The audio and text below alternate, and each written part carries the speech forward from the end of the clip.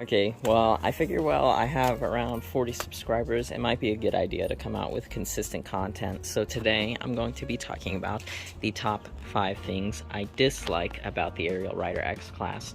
Now, before I start the video, I should say by saying top 5, that basically is pretty hard to find what I don't really dislike, because this bike is really good for what you're getting and you shouldn't complain too much.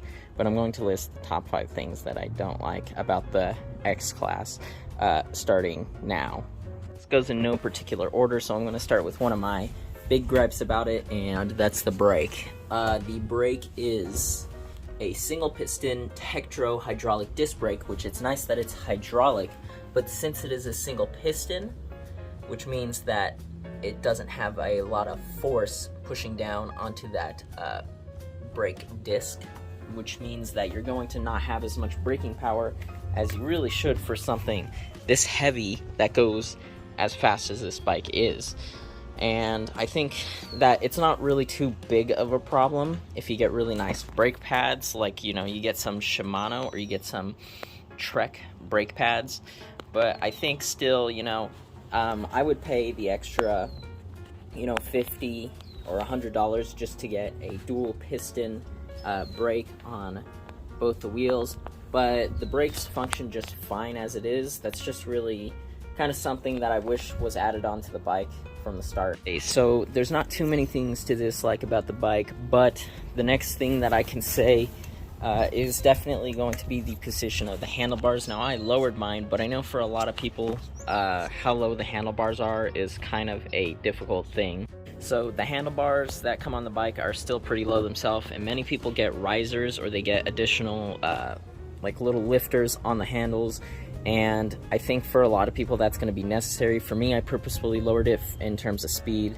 I'm not currently riding the bike. I sprained my leg, and that was kind of a bummer because I was supposed to go into the army, so I would like to show you what it looks like. But these handlebars are not too much lower than the original, but they're just wider and they have a cool raise on them.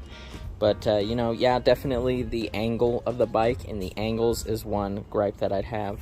Okay, so another thing that I can talk about with a bike that is definitely one thing that I can't even show right now because it's not on, is sorry if the wind's hitting the speaker too much, is the headlight. The headlight is not super bright that the bike comes with.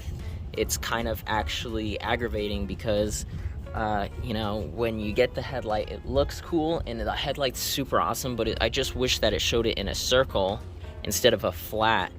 The headlight it comes with shows light in like a flat, or I guess like a parallel type way, which makes it kind of difficult to see things farther ahead because you're only seeing things on a flat.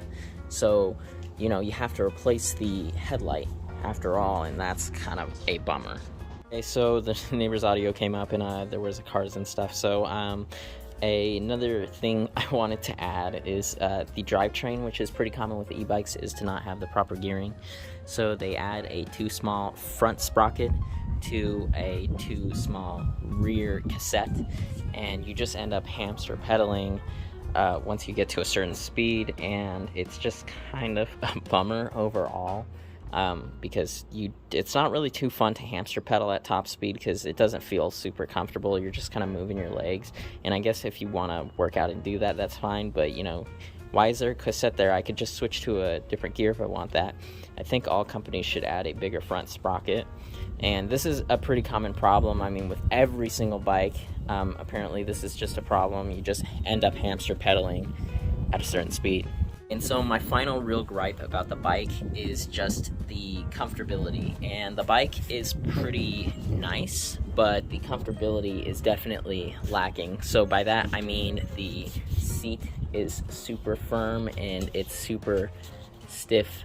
It's not very soft or gel. And the shocks, while it might look like that's a lot of travel, that's only about 2 to 3 inches, and it's not going to go to 100% bottom out the fork. It's going to have like an inch or inch and a half of travel at the bottom left. So you're really only getting about 2 inches or so of travel in the front and in the rear. Now, that's not really bad. But the rear shock that it comes with, I just feel like the rear shock is really stiff and kind of like uncomfortable. But the new front forks that they sell on the X Class are pretty nice. They apparently have adjustable rebound, which sounds really cool because I like my shocks kind of squishy. And they apparently come with a rear adjustable shock, which I got a D&M burner with a 250-pound spring on it, which is a super light spring, but even then the shock isn't the most comfortable. And the real reason is just because the angles of the bike are just kind of extreme. So when it's compressing the shock, instead of compressing it at like really a pinpoint, like how mountain bikes have their downhill bikes or motorcycles, they'll have it to where it compresses it like at an angle like this, so that it concentrates more of the weight and pressure on one area. With the X Class, it doesn't do that. It concentrates it directly from the wheel straight to the seat. So, you know, it's a little bit of a geometry design, but I guess if you get a really soft suspension or a really soft spring, it works out well. Again, the seat itself is not the most comfortable seat, so I put this pad on it. But yeah, that's what I had to replace. These are the biggest gripes. And may I say at the end of this video, these are way are outweighed by the overall quality and the speed of the bike and everything like that. None of these would deter me. If someone ever offered me to get another one of these, they wouldn't deter me, because this bike is totally worth it. It's got barely any other problems with it. I mean, with other bikes like the juiced bikes where they don't have rear suspension, or they do but they have I heard at least they have quality issues. And with the Super 73s, which not only cost more, they don't have rear suspension for the same equivalent bike.